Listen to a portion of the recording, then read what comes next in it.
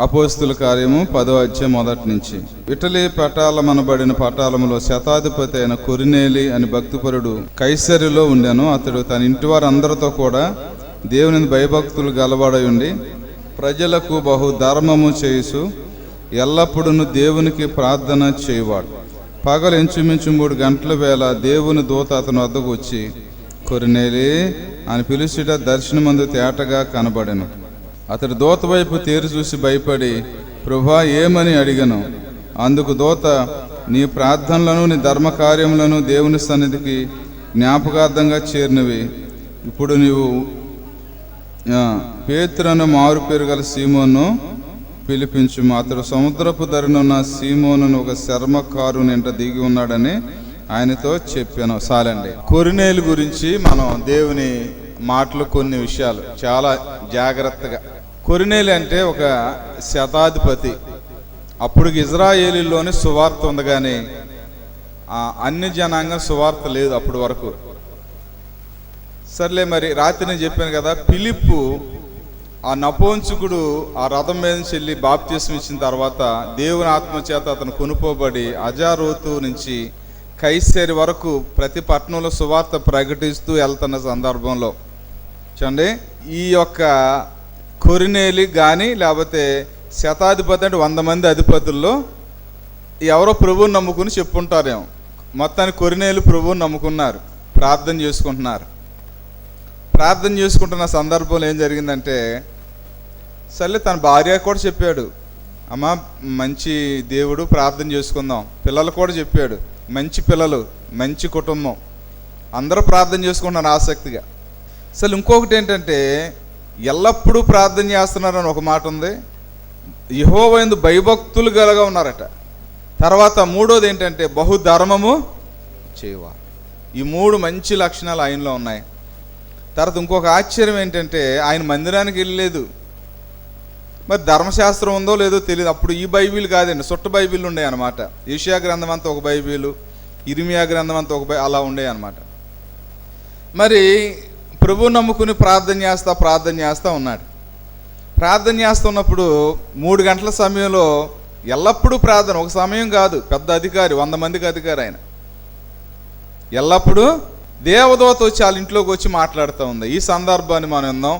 నీ ప్రార్థనలు నీ ధర్మకార్యాలు దేవుని సన్నిధికి జ్ఞాపకార్థంగా నిత్య జీవంలోకి వెళ్ళి అంట ఆయన ప్రార్థన. ఆయన ధర్మకార్యాలు కూడా పరలోకం వెళ్ళి అంట. అంటే ప్రార్థనకి ఎంత విలువ ఉందో చూసారా మీరు? ఆలోచించారా? ప్రార్థన అంటే ఎంత గొప్పదో తెలుసా? చూడండి, ఈ ప్రార్థన అనేది పరలోకం వెళ్తుందట. ఈ ప్రార్థనకి చాలా విలువ ఉంది బైబిల్లో. అందుకనే పాట పాడటం రాపోవచ్చు, అందరూ ప్రసంగం చేయటం రాపోవచ్చు, కొంతమంది సాక్ష్యం చెప్తాం రాపోవచ్చు, మంచి సాక్ష్యం ఉంటుంది కానీ వారిలో చెప్పలేరు. కానీ అందరూ ప్రార్థన చేయొచ్చండి. ప్రార్థన చేయటం నేర్చుకోవచ్చు. వ్యక్తిగతంగా, ఏకాంతంగా, డాబా పైన కానీ, గదిలో కానీ, ఉపవాసం ఉండి కానీ, తలుపేసుకుని కానీ చక్కని ప్రార్థన జీవితం జీవితే చాలా ఆశీర్వాదం ఉంటుంది మనిషి జీవితాల్లో. కొంతమంది చర్చిలో ప్రార్థన చేస్తారు కానీ ఇంటికాడ ప్రార్థన చేయరు. ప్రతిరోజు కుటుంబారాధన ఉండాలి ఇంట్లో. మేము ఏ టైం అయినా సరే మేము నలుగురం ప్రతిరోజు కుటుంబారాధన పెట్టుకుంటాం. ప్రతి నైట్ మేము ప్రార్థన చేస్తాం. చేరండి, కొర్నేలి ఇంటికి దేవదూత వచ్చింది. చేరండి, అవును. కాబట్టి ఎంత సంతోషం. ఈ ఒక్క ప్రార్థన చాలా విలువైంది. కాబట్టి మన ప్రార్థన సరి చేసుకోవాలి. మన ప్రార్థన చేసే హృదయం పవిత్రంగా ఉండాలి. ఎలాగ ఉండాలమ్మా? ఓ దేవుని సేవకుడు అడిగాడట, అమ్మ నువ్వేం చేస్తావంటే, అయ్యా నేను గేదెలు ఉన్నాయ్యా, పాలు పోస్తానందంట. ఏముందమ్మా? మరి పాలల్లో నీళ్లు కలుపుకొని ఉంటున్నావంటే, అయ్యో భలే పనయ్యా, నేను బల్లారం తీసుకుంటున్నాను, బాప్తీసం తీసుకున్నానయ్యా, మా అబ్బాయితో కలిపిస్తున్నానయ్యా అందంట. సరేండి, అబ్బాయి అంత తెలివండి. అదే విశ్వాసం, అదేనా? ఏమండి, విశ్వాసం అదే. చూడండి, మన ప్రార్థన చేసే హృదయాలు పవిత్రంగా ఉండాలి. నిజంగా నీ ప్రార్థన దేవుని సన్నిధికి వెళతాం కనుక నువ్వు నేర్చుకుంటే. నేను మారుమనసు పొందినప్పుడు తల్లి చెప్పింది, అయ్యా 3 రోజులు ఉపవాసం ప్రార్థన చేశానయ్యా, ఒక డౌట్ ఏంటంటే పరలోకంలో నా పేరు ఉందా? ఆవిడ పేరు శారమ్మ, టీ శారమ్మ. అని డౌట్ ఉండి ప్రార్థన చేసిందంట. ప్రార్థన చేస్తే 3 రోజులు ఉపవాస ప్రార్థన చేస్తే ఒక తెల్ల క్లాతుల్లాగా ఉన్నాయంటే దాన్ని పాక్కుంటూ వెళ్ళిపోయిందంట దర్శనంలో. ఆ పరలోకం చూస్తే ఎంత బంగారపు రోడ్లు, ఎంత ఆహ్లాదకరంగా, నెమ్మది, మనశ్శాంతి. అసలు ఈ లోకంలో ఈ బాధ, ఈ వ్యాధి ఏమి లేవంటండి అక్కడ. సర్లే అమ్మా రా అని ఒక దేవదూత పిలిచి, పెద్ద టేబుల్ ఉందంటండి, పెద్ద పుస్తకం ఉందంట, జీవగ్రంథం. అలా తెరిచి, అమ్మా నీ పేరు ఇదిగో చూడు, టీ శారమ్మ నీ పేరంటే కళ్ళతో చూసుకుందంటండి. ఎంత సంతోషం వేసిందయ్యా అని చెప్పింది ఆవిడ. సరేండి, నీ పేరు పరలోకంలో. ఇప్పుడు మనం ఇక్కడే ఉండి ఇక్కడి నుంచే పరలోకంలో కొన్ని చేర్చుకోవాలి. నేను ఎప్పుడు చెప్తాను, ఇక్కడ ఉండే పరలోకంలో కొన్ని చేర్చుకోవాలి. ప్రభు చెప్పారు బైబిల్ ప్రకారంగా ఫలం. చూడండి, మీరు మిమ్మల్ని నా నిమిత్తం నిందించి హింసిస్తే, అబద్ధంగా చెడ్డ మాటలు పలుకుతే మీరు ధన్యులు, మీ పరలోకమంది మీ ఫలము. చూడండి, మీ ఫలాలు పరలోకం, ఇక్కడ ఉండేప్పుడే పరలోకంలో ఉండాలి. తర్వాత ధనం, దేవుని కోసం ఖర్చు పెట్టింది, బేదలకు ఇచ్చింది, మీ ధనం పరలోకం. మీరు ఇక్కడ ఉన్నప్పుడే మీ ధనం అంతా అక్కడ చేర్చబడాలి. తర్వాత స్థలం, నేను మీకోసం స్థలం, యోహాను సువార్త 14వ అధ్యాయం. సరేండి, మీకోసం స్థలాన్ని, నువ్వు ఇక్కడ ఉండే పరలోకంలో స్థలాన్ని సిద్ధపరచుకోవాలి. సరేండి, ఇది దూరదృష్టి అనమాట. ఇప్పుడు సింగపూర్లో, అమెరికాలో ఉద్యోగం చేస్తున్నాడండి. సర్లే, నేను ఎప్పటికైనా సరే నా దేశం ఇది కాదు, నా దేశం ఏది, ఇండియా దేశమే, మచిలీపట్నం అని అక్కడ ఉండి జాబ్ చేసి 20 సంవత్సరాలు 10 సంవత్సరాలు ఉన్నప్పుడు ఆ డబ్బులన్నీ కూడా ఇక్కడ సమకూర్చి స్థలాలు అవన్నీ కూడా ఏర్పాటు ఎలా చేసుకుంటారో, మనం కూడా మన దేశం ఇది కాదు, మనం ఎవరు, పరదేశంలో యాత్రికులు. కొన్ని రోజులు ఉంటాకు వచ్చాం, ఇక్కడ ఉన్న విజిటింగ్ వచ్చాం అనమాట. విజిటింగ్ చేస్తా తీసుకొచ్చాం మన ఇక్కడికి. మనం ఏం చేయాలి, మన అన్ని సర్దుకుని, ధనము సంపాదించేవారు ఈ ధరణి యందు ఉండబోరు, ధనము సంపాదించేవారు ఈ ధరణి యందు ఉండబోరు, పాము నోట కప్పవాలి వారు సాగిపోదురు సమాధికి. గనుక నమ్మవద్దు నమ్మవద్దు ఈ మాయాలోకము, నమ్మవద్దు నమ్మవద్దు నమ్మవద్దు ఈ మాయాలోకము, నమ్మవద్దు ఆశా చూపి మోసం చేయో. గనుక నమ్మవద్దు నమ్మవద్దు మాయాలోకం, నమ్మవద్దు. సరేండి, నీటిలో గేలం వేస్తారు. గేలం వేస్తే చిన్న మాంసం మొక్క ఉంటుంది. ఆశతో మింగినప్పుడు ఏమవుద్ది, ఇక్కడ పడద్ది, గొంతుకు పడుతుంది. ఆశ చూపి మోసం చేయు. గనుక నమ్మవద్దు నమ్మవద్దు ఈ మాయాలోకము, నమ్మవద్దు నమ్మవద్దు నమ్మవద్దు. చూడండి, కాబట్టి పిల్లరా, మనం ఇక్కడ ఉండి లోకరక్షకుని తెలుసుకుని మంచి భక్తి చేసి మనం ఏం చేయాలంటే పరలోకంలో సమకూర్చుకోవాలి. చూడండి, ఫలము, ధనము, చూడండి, ఆ తర్వాత స్థలము, సాక్ష్యము. ఏబు గారు ఇక్కడ ఉన్నప్పుడు పరలోకంలో ఆయన సాక్ష్యం ప్రకటించబడింది. పరలోకంలో నా సేవకుడైన ఏబు యథార్థమంతుడు, న్యాయమంతుడు, యెహోవాను భయభక్తులు గలవాడు, చెడుతనమును అలాంటి వాడు భూలోకంలో ఎవరు, గొప్ప సాక్ష్యం. తర్వాత జీవగ్రంథంలో పేరు, మన ఇక్కడ ఉన్నప్పుడే అక్కడ పేరు ఉండాలి. మన చనిపోయిన తర్వాత పేరు ఎక్కదు. తర్వాత పిల్లరా చూడండి, తర్వాత మన ప్రార్థనలు చేర్చబడాలి. తర్వాత పిల్లరా మన ధర్మకార్యాలు చేర్చబడాలి. సరేండి, తర్వాత మన కన్నీరు, నీ కన్నీరు బుడ్డులో, బైబిల్లో ఉన్నాయి విషయాలు, బైబిల్లో ఉన్నాయి. నీ కన్నీరు నా బుడ్డులో దాచిపడి. తర్వాత చూడండి, లోకసువార్త 15వ అధ్యాయం ప్రకారం అటువలే మారు మనసు పొంది ఒక విషయమై దేవదూతలు ఇందు జరుగును. నువ్వు ఎక్కడ ఉన్నప్పుడే పెద్ద ఇందు జరుగుదు పరలోకం. ఎప్పుడు నువ్వు మారు మనసు పొందినప్పుడు, నువ్వు కొన్ని దినాలు కూర్చుని ప్రార్థన చేసి నీ హృదయం అంతా ఒప్పుకుని, నీ పాపాలు ఒప్పుకుని సరి చేసుకుని తిరిగిచ్చి క్షమాపణ అడుగుతుంటే, నువ్వు నీ మనుషుల దగ్గర దేవుడి దగ్గర సరి చేసుకుంటుంటే పరలోకంలో ఒక గొప్ప ఇందు జరుగుద్దట. తర్వాత పిల్లరా చూడండి, పరలోకం ఎక్కువ సంతోషం ఉంటుందంట నీ గురించి. చూడండి, కాబట్టి ఇప్పుడు మనం అదే జ్ఞానం అంటే, అదే ప్రార్థనకు వచ్చి నేర్చుకుంటాం అంటే, చూడండి, అదే దూరదృష్టి అంటే. చూడండి, కాబట్టి పిల్లరా కొరినేలి ప్రార్థన పరలోకంలో చేర్చబడి, ఎంత ఆశ్చర్యం అండి. కొరినేలే కాదండి, ఆ దేవదూతను చూసింది, కొరినేలు చూశాడు, భార్య చూసింది, పిల్లలు చూశారండి. నేను అనుకుంటాను, ఇప్పుడు వచ్చాను అనుకోండి దేవదూత మన ఇంటికి ఇప్పుడు వచ్చి అంతసేపు ఉన్నారు. కొర్నేలు ఇంట్లో ఎంతసేపు ఉన్నారమ్మా మాకు తెలియదు. ఒక 20 నిమిషాలు ఉన్నారు, 30 నిమిషాలు ఉన్నారు. చాలా విషయాలు మాట్లాడారు. పేతుని పిలుచుకు అడ్రస్ చెప్పారు, కొర్నేలు పిలిచారు, నీ ప్రార్థనలు నీ ధర్మకార్యాలు పరలోకం చేర్చి చెప్పారు, కొంచెం మాట్లాడారు కదా. అంతసేపట్లో మనం అవుతే కానీ ఏం చేసేవాళ్ళం, ఫోన్ తీసి బంధించేసేవాళ్ళం దేవదూతను, లేదా సెల్ఫీ తీసుకునేవాళ్ళం, లేకపోతే వీడియో తీసేవాళ్ళం. మా ఇంట్లో దేవదూత చూడండి. నేను అనుకుంటాను ఈ ప్రార్థనలు పరలోకం వెళ్ళి కదండి. కొర్నేలు ఉన్నంతకాలం ఆ ప్రార్థనకు జవాబు వస్తూనే ఉంటుంది. కొర్నేలు పరలోకం వెళ్ళిన తర్వాత కూడా ఆ ప్రార్థనలు వినొచ్చు ఆయన. మనం పరలోకం దేవుని చిత్తం వెళ్తే కూడా కొర్నేలు ప్రార్థనలు వినవచ్చు మనం. అవన్నీ అక్కడ ఉన్నాయి, పరలోకంలో ఉన్నాయి కొర్నేలు ప్రార్థనలు. ఎంత ఆశ్చర్యం అండి. చూడండి. అవును, అది మరి అమ్మ ఎంతమంది వచ్చారో, ఎక్కడమ్మా మీ ఇంట్లో దేవదూత ఏ ప్లేస్లో నిలబడింది, ఏ విషయాలు మాట్లాడింది చూడండి. ఆయన అంశాల్లో ఒక అంశం ఏంటంటే నా బంధువుల్ని నా స్నేహితులను రక్షించని ప్రార్థన చేసేడేమో కొర్నేలు. అందుకని దేవదూతను పంపించి పేతురు గారిని పిలిపించుకో, పేతురు గారిని పిలిపించుకున్నప్పుడు మీ వాళ్ళందరిని పిలువు, వాళ్ళందరూ రక్షించబడతారని చెప్పినప్పుడు అక్కడ ప్రారంభమైందండి. అందరూ వచ్చి వాక్యం విని మారుమనసు పొందారు. దేవుని ఆత్మ చేత తాకబడింది. ఆయన వాక్యం కూడా చదివాను. పేతురు గారు ఏం మెసేజ్ చేశారంటే ఆ టైంలో, ఎందుకు నన్ను పిలిచారు అని అడిగారు.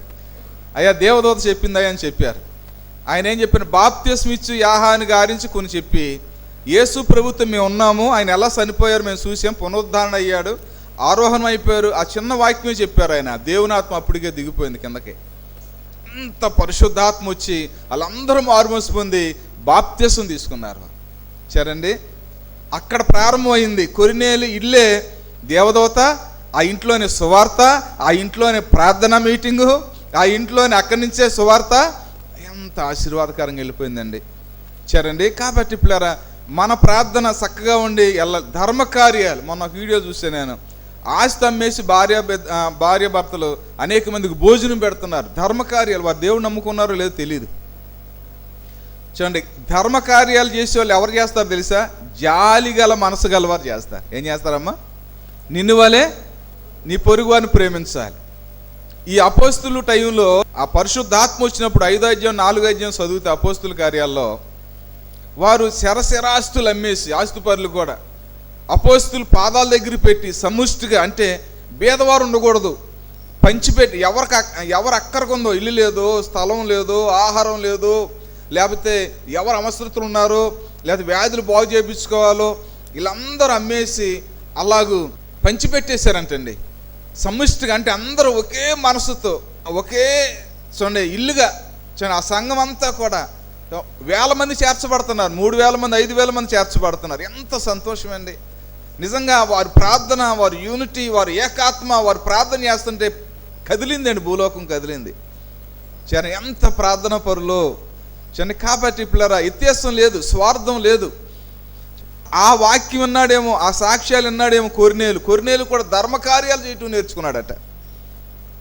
ఓసారి ఇంగ్లాండ్ దేశంలో పాస్టర్ గారు ధర్మకార్యాలకి ఎంత దేవుని శక్తి ఉంటుందో చూడండి. ఓ పాస్టర్ గారు వాక్యం చెప్పి చర్చి బయటికి వెళ్తే ఒక ముసలాయన పాపం చలికి వణుకుపోతున్నాడంట. -డిగ్రీలు ఉంటుంది అక్కడ ఒక్కో టైంలో. వణుకుపోతుంటే ఆయన కోటు తీసి ఆ ముసలాయనకి ఇచ్చి కారెక్కి వెళ్ళిపోయాడంట. ఆయన చలి ఆరాధన అయిపోయింది, ఇంటికి వెళ్ళిపోయారు కదా. ఆ రాత్రి ప్రార్థన చేసి పడుకుంటుంటే ఆ దర్శనంలో ఆ కోటు వేసుకుని యేసుప్రభువారు ఆ కోటు వేసుకుని పరలోకంలో కాబడ్డారట. అదేంటి, నా కోటుగా ముసలాయనకి ఇచ్చాను కదా, ఆ కోటు ఎక్కడికి వెళ్ళిపోయిందమ్మా? అబ్బా, నిజంగా ధర్మకార్యాలు అంటే లేరా దేవునికి చాలా ఇష్టం. ధర్మకార్యాలు ఎవరు చేస్తారంటే దేవుని ఆత్మ ఉన్నవారు, జాలి గలవారు చేస్తారు. నీ ప్రార్థనలను, నీ ధర్మకార్యాలను దేవుని సన్నిధికి చూడండి, జాలి గల మనస్సు.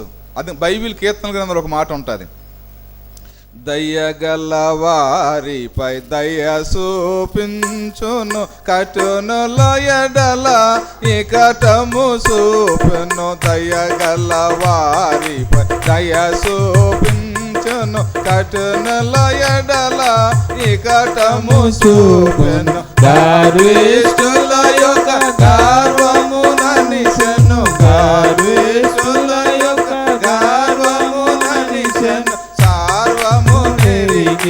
సర్వాధికారి, సర్వము నెరిగిన సర్వాధికారి.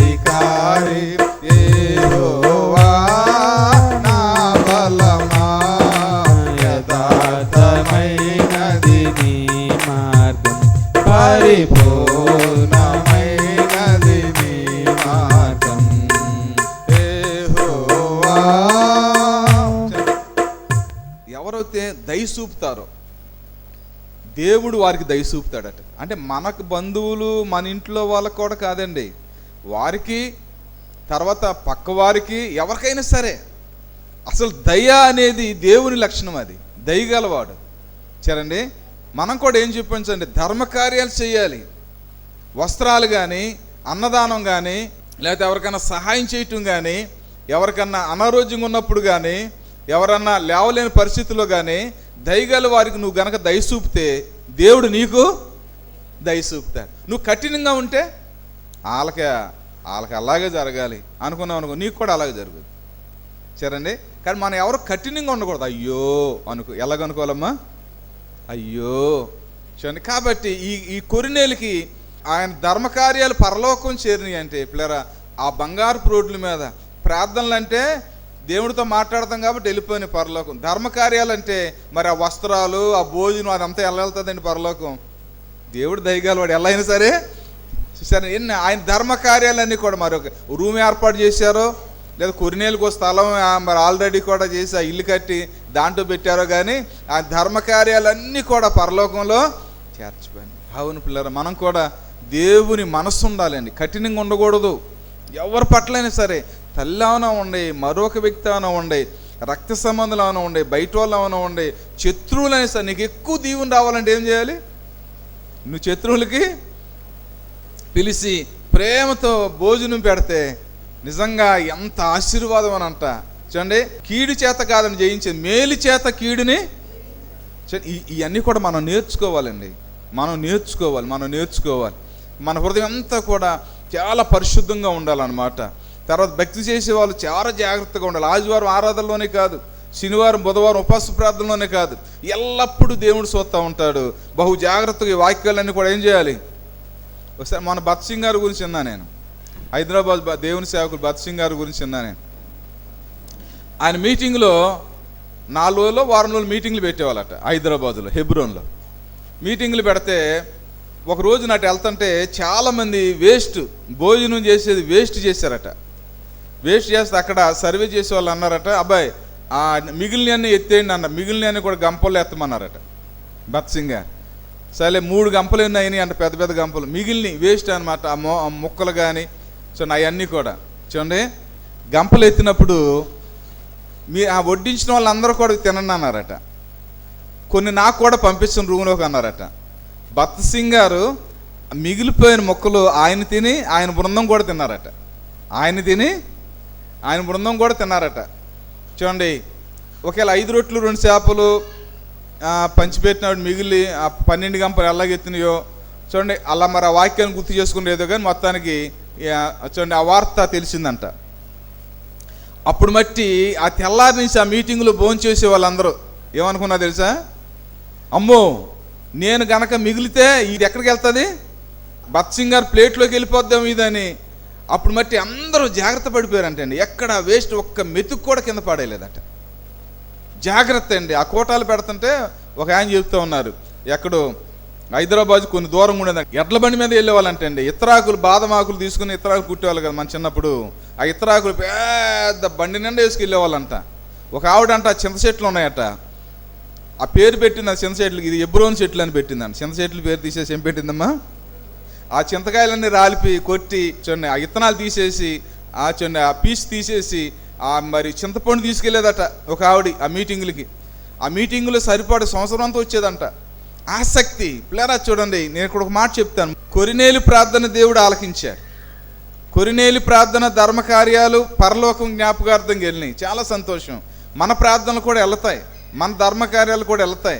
మంచి హృదయంతో ప్రార్థన చేసినప్పుడు కపటం, ద్వేషం చూడండి, లేకపోతే ఏది కూడా స్వార్థం, పాపం, ఈ శరీర కార్యాలు లేకోకుండా చూడండి పవిత్రమైన హృదయంతో ప్రార్థన చేస్తా. నీ ప్రార్థన నువ్వు ఆయుధాన్ని, స్పీడ్ని పెంచుకోవాలి. నీ ప్రార్థన పరిస్థితిని పెంచుకోవాలి. నిజంగా నాకు మంచి ప్రార్థన ఆయుధం ఉంటే నేను ఎక్కడ ప్రార్థన చేసిన, ఎప్పుడు ప్రార్థన చేసిన నా ప్రార్థన దేవుడు ఆలకిస్తాడని ఒక మంచి నమ్మకం నీకు రావాలి, విశ్వాసం రావాలి నీకు. అప్పుడు నువ్వు ఎక్కడ ప్రార్థన చేస్తే అక్కడ కార్యాలు జరుగుతాయి. నీకు మంచి ఆయుధం అది. చూడండి, కొరినేలు ఒకటే అనుకున్నాడు దేవుడు, ఇతడు ఎంత భక్తి చూపుతున్నాడు, ఇతను ఎంత ఆసక్తిగా ఉన్నాడు, ఇతన్ని దీవించాలి, ఇతను లేవనెత్తాలి, ప్రపంచానికి ఆశీర్వాదకరంగా చేయాలి, భూలోకానికి ఆశీర్వాదకరంగా చేయాలనుకుని ఇతను లేవనెత్తాలనుకున్నాడు. దేవదూతను పంపించాడు, రెండోది సేవకులను పంపించాడు. తర్వాత ఏం చేశారంటే అతను చాలా దీవించబడ్డాడు. అతని భక్తి మెట్లుగా అంతస్తులుగా ఎంతో ఎదిగిపోయింది. ఏం చూశారంటే కొరినేల్లో దేవుడు ఆసక్తిని చూశాడు. వాక్యం వినపోయినా, వాక్యం తెలియపోయినా, తెలియని ప్రార్థన చేయటం నేర్చుకున్నాడు. అది దేవుడి సన్నిధికి వెళ్ళింది. దేవుడు ఎంత దీవించాడు. పిల్లరా, నీలో దేవుడు ఏం చూస్తాడు తెలుసా? ఆసక్తి చూస్తాడు. ఏం చూస్తాడమ్మా? ఆసక్తి ముందర ఏ శక్తి పనిచేయదట. ఆసక్తి ఉంటేనే నేర్చుకుంటారు. ఏదైనా డ్రైవింగ్ అయినా, కరెంట్ పైన, మరొకటైనా ఆటలైనా, చూడండి, ఏదైనా సరే ఆసక్తి ఉంటేనే ముందరకు వెళ్తారు, ఆ రంగంలో పైకి వెళ్తారు. అలాగే నీ భక్తిలో కూడా ఆసక్తిగా ఉండాలి. బైబిల్ నేర్చుకోవాలి, క్రీస్తు మనసు కావాలి, చూడండి, వాక్యం నెరవేర్చాలి, చూడండి, తర్వాత అనేక ఆత్మలు రక్షించబడాలి, తర్వాత దేవుని నామాన్ని గొప్ప చేయాలి, ఆ పనిని గొప్ప చేయాలి. నేను ఆసక్తిగా ముందలు వెళ్ళిపోవాలి, వాక్యం వినాలి, ఇంట్లో ప్రార్థన చేసుకోవాలి, బైబిల్ చదవాలి, మోకరించి బైబిల్ చదవాలి, మోకరించి ప్రార్థన చేయాలి అని నువ్వు ఆసక్తిగా ఉంటే నీ పట్ల కూడా దేవుడు అంతే ఆసక్తిగా ఉంటాడు. మీరు చూడండి, ఇప్పుడు బాగా చదువుకున్నారనుకో, పిల్లలు బాగా చదువుకున్నారనుకో, ప్రత్యేకంగా వారి మీద శ్రద్ధ పెడతారు టీచర్లు, అవునా కదా? ఎందుకని? వీళ్ళని ఇంకా కొంచెం ఎంకరేజ్ చేస్తే, వీళ్ళని ఇంకా కొంచెం బాగా నేర్పితే ఇంకా బాగా డెవలప్ అవుతారని శ్రద్ధ గల వారి పట్ల టీచర్లు శ్రద్ధ చూపుతారు. దేవుడు కూడా అంతే. నీకు శ్రద్ధ ఉంటే దేవుడు బాగా నేను పైకి లేపుతాడు. చూడండి, అరణ్యంలో దావీదు బాలుడిగా ఉన్నప్పుడు గొర్రెలు కాసుకుంటూ ఉండేవాడు. చాలా ఆసక్తి, ఎంత భక్తి చేయాలని. నేను చిన్నోడిని, నన్ను అరణ్యంలో పంపిస్తున్నారు మీరు అని అలిగేవాడు కాదు. యనమండూరులో చిన్నోడు ఎవరు? దావీదు. కోండి, నాట్యం ఆడేవాడు, పాటలు పాడేవాడు, ప్రార్థన చేసేవాడు. నాకు ఇక్కడే బాగుంది, అరణ్యంలో నేను ఎంత స్వరం పెట్టి పాటలు పాడిన ఎవరెనరు, నేను ఎంత ప్రార్థన చేసిన ఎవరెనరు, నేను నాట్యం ఆడతానని ప్రభువుని స్తుతింతా ఉండేవాడు. అది చూసాడు దేవుడు. అయ్యని దీవించాలనుకున్నాడు దేవుడు, దావీదుని పైకి తీసుకెళ్ళాడు. చూడండి, పరిగెనెత్తుకున్నా సరే రూతుని, ఇదిగో ఈవిడ ఎంత ఆసక్తిగా మోయాబు దేశాన్ని విడిచిపెట్టి బెత్లెహేముకు వచ్చి ఇంత కష్టపడి అత్తగారిని మంచిగా చూసుకుని, చూడండి, ఇంత ఆసక్తి ఈవిడలో ఉంది, ఈవిని దీవించాలనుకున్నాడు దేవుడు. ఏం చేశాడు? మోడుబారిన జీవితాలను చిగురింపజేయగలవు నీవు, మోడుబారిన జీవితాలను చిగురింపజేయగలవు నీవు, మారానుభవం మధురముగా, మారానుభవం మధురముగా మార్చగలవు నీవు, మనోన్నతుడా నీ కృపలో నేను నివసించుట నా జీవిత ధన్యతయున్నది, నా జీవిత ధన్యతయున్నది. సరేండి, కాబట్టి పిల్లరా, ఎవరైతే ఆసక్తిగా ఉంటారు దేవుని పట్ల, ఏమైనా సరే నేను ఇంకా బైబిల్ నేర్చుకోవాలి, ఇంకా నేను ఆ భక్తిని సాధకం చేసుకోవాలి, నువ్వు ఆసక్తిగా ఉంటే దేవుడు కూడా నిన్ను దీవించడానికి, అనేక మందికి ఆశీర్వాదకరంగా ఎంత పైకి తీసుకెళ్తాడో. ఒకసారి ఒక పాప యేసన్న గారి దగ్గరికి వచ్చి, అన్న మా ఊర్లో మీటింగ్లు పెట్టాలని చెప్పిందంట. చిన్నపిల్ల, ఇంటర్మీడియట్ చదివే పాప. సర్లేమ్మా నేను కొంచెం బిజీగా ఉన్నా చూస్తాలే అన్నారంట యేసన్న గారు. సర్లే, మళ్ళీ వారం వచ్చి అన్న మా ఊర్లో మీటింగ్లు పెట్టాలి, సర్లేమ్మ చూద్దాం అన్నారట. 3వ వారం అడిగిందంట.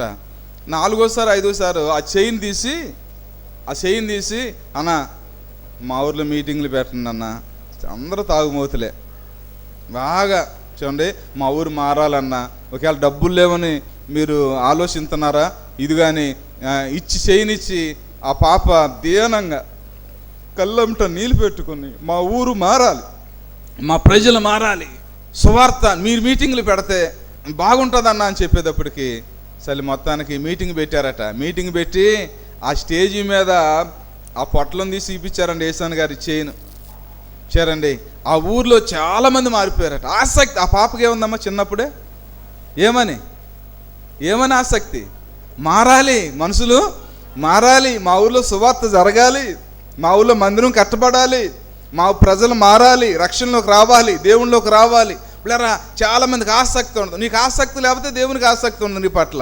నీకు ఆసక్తి ఉంటే దేవునికి ఆసక్తి ఉంటుంది. నువ్వు ముందలుంటే దేవుని ముందర ఉంటాడు, నువ్వు దేవుని ముందర పెడితే దేవుడు నిన్ను ముందర పెడతాడు, నువ్వు దేవుని వెనక పెడితే దేవుడు నిన్ను కూడా వెళ్తే వెళ్దాం లేకపోతే మానేద్దాం ప్రార్థనకి. లేదు లేదు, నువ్వు అలాగ ఉండకూడదు. చాలా ఇలువుగా పరలోకం. చూడండి, ఎలా రావాలంటే మందిరంలోకి ఎలా రావాలి? ప్రభువా నన్ను బ్రతికించావు కదా, ఈ దినం కూడా నాకు ఇచ్చావు. జాషువా డానియల్ గారు అనేవాళ్ళట, నేను ఆదివారం బ్రతుకుంటే మందిరంలో ఉండాలి, చనిపోతే సమాధిలో ఉండాలి. అందుకే ఈ 2 సార్లు ఉండాలి, ఎక్కడ కాపాడకూడదు నేను అనేవాళ్ళ. చూడండి, నన్ను బ్రతికించావు ప్రభువా, కృతజ్ఞత చూడండి చెల్లించుకుంటే దేవుని మందిరంలోకి రావాలండి. ఎంత ఆసక్తి! కొర్నేలు చూడండి ఎంత ఆసక్తి, ఎల్లప్పుడూ ప్రార్థన చేస్తూ ఉండేవాడట, బహుగా ధర్మం చేస్తూ ఉండేవాడట. చూడండి, తర్వాత ఎప్పుడు ప్రార్థన భయభక్తులుగా ఉండేవాడట. పరలోకం చూసింది ఆయన్ని. ఎవరు చూసారమ్మా? ఎవరు చూడలేదు ఆ ఊర్లో ఆయన్ని. కానీ పరలోకం చూసింది. కొర్నేలుని దీవించాలనుకున్నాడు దేవుడు. అంతే చూడండి, ఎక్కడో అరణ్యంలో దావీదుని దేవుడు చూశాడు, ఇతను దీవించాలి, ఇజ్రాయెల్ దేశాన్ని మహా సామ్రాజ్యానికి చక్రవర్తిగా రాజుగా చేయాలనుకున్నాడు దేవుడు. గొర్రెలను కాసుకున్నాయనండి. ఆసక్తి ఏంటమ్మది? నిన్ను దీవించాలంటే ఏం చేయాలి? దేవునికి ఏముండాలి? ఏం కాపాడాలి నీ పట్ల? ఆసక్తి. లేరా గిన్నెడు సన్నీళ్ళు ఇచ్చిన దేవుని పేరట వచ్చిన దానికి ప్రతిఫలం ఉంది. నువ్వు ఎంత ఆసక్తి చూపితే ప్రతిఫలం ఉంది దీంట్లో, యేసులో. చూడండి, నువ్వు ఆసక్తిగా నిర్లక్ష్యంగా ఉండమాకు, చూద్దాములు అనమాకు, తర్వాత చేద్దాములు అనమాకు, తర్వాత బైబిల్ చదువుదాం అనమాకు. ఫస్ట్గా ప్రార్థన చేయి, బైబిల్ చదువుకో, దేవుని పాదాలు పట్టుకో. నువ్వు ఆసక్తి చూపు, దేవుని నేర్చుకోవాలని, దేవుని మనసు రావాలని, ఆయనలాగా క్షమించాలని, ఆయనలాగా చూడాలని, ఆయనలాగా ఉండాలని దానియేలు గారు అనుకునేవాళ్ళట. ఒక్కరోజన్నా యేసు ప్రభులాగా ఏంటమ్మా ఎలాగ ఉండాలని? యేసులాగా మాట్లాడాలని, యేసులాగా తలంచాలి. కొర్నేలు ప్రార్థన, ధర్మకార్యాలు దేవుని సన్నిధికి నిజంగా కొర్నేలు కూడా తీసుకురావాలని పరలోకం దేవుని ఆశ. కొర్నేలి ఆ మాదిరి అనేక మంది నేర్చుకోవాలని, ఈయన ద్వారానే సువార్త వారందరిలో ఒంటరయ్యాడు. బైబిల్లో ఒక మాట, యెషయా గ్రంథం 60వ అధ్యాయంలో, వారిలో ఒంటరైన వాడు, ఎన్నిక లేనివాడు బలమైన జనమగును, తగిన సమయమందు చూడండి. అవును, కాబట్టి పిల్లలు అలాగే ఒంటరిగా ప్రార్థన చేసే కొర్నేలుని ఎంతమందినిగా చేశాడు. పిల్లరా, నువ్వు ఒంటరిగా మిగిలిపోవద్దు, నువ్వు 1000 మంది అవ్వాలి. సరే, నీ ద్వారా అనేక మంది రక్షించబడాలి. నీ బంధువులు, స్నేహితులు చాలామంది ఉన్నారు, రక్షించబడాలి. పిల్లరా, నువ్వు ఆసక్తి చూపు, ఇంకా ప్రార్థన చేయి, దేవుని పాదాలు పట్టుకో, ఏడు, కన్నీరు కార్చు. చూడండి, దేవుని మనస్సు కోసం ప్రార్థన చేయి. ఇంకా ఏది నీకు అడ్డుగా ఉన్నాయో, కోపం ఉందా, లేకపోతే ద్వేషం ఉందా, లేకపోతే ప్రేమించలేకపోతున్నావా, లేకపోతే ఇంకేదైనా చేయలేకపోతున్నావా నువ్వు దేవుని కోసం, లేకపోతే ఏదైనా అడ్డుగా ఉంటే, లేకపోతే అభ్యంతరాలు ఏదో ఉంటే, లేదా శరీరమా, లేదా చెడ్డ కళ్ళ, లేకపోతే ఏంటి నీ సమస్య ఏంటి, లేకపోతే బాధపడే మనసుందా, టెన్షన్ పడే మనసుందా, చూడండి ఏ మనసు ఉన్నా సరే నువ్వేం చేస్తావంటే అవన్నీ తీసేసుకుని యేసు లాంటి మనసు సంపాదించుకుని నువ్వు క్షమించి నువ్వు ప్రార్థించి, నీ ప్రార్థన దేవుడు ఎవరైతే క్షమించే మనసు ఉంటారో వారి పక్కన దేవుడు ఉంటాడు, వారి పక్షంగా దేవుడు ఉంటాడు, వారి పక్షంగా దేవుడు యుద్ధం చేస్తాడు. లేదా ఎవరైతే ప్రేమించే మనసు ఉంటుందో వారి పక్షంగా దేవుడు యుద్ధం చేస్తాడు. కాబట్టి కొర్నేలుని దీవించిన దేవుడు, కొర్నేలు ప్రార్థనలు పరలోకం చేరిని, మన ప్రార్థనలు కూడా పరలోకం వెళ్ళాలి. కొర్నేలులాగా ప్రార్థన చూపు. 3 లక్షణాలు ఆయనలో. భయభక్తులుగా ఉండేవాడు, దేవుడు అంటే భయం, అమ్మో. తర్వాత ఎల్లప్పుడూ ప్రార్థన చేస్తూ ఉండేవాడు. 3వది ఏంటంటే బహుగా ధర్మము. ఎలా ఉంటారమ్మా? బహుగా ధర్మం చేసేవాడట. ఈ 3 లక్షలు మనం కూడా నేర్చుకుందాం, ఆసక్తిగా ఉందాం, దేవుడు మనల్ని కూడా జ్ఞాపం చేసుకుని గొప్ప దీవెనకరంగా. మా అడ్రస్ LAF బెతెస్దా ప్రార్థనా మందిరం, స్విమ్మింగ్ పూల్ రోడ్, సర్కర్ తోట, మచిలీపట్నం, ఆంధ్రప్రదేశ్, కృష్ణా డిస్ట్రిక్ట్.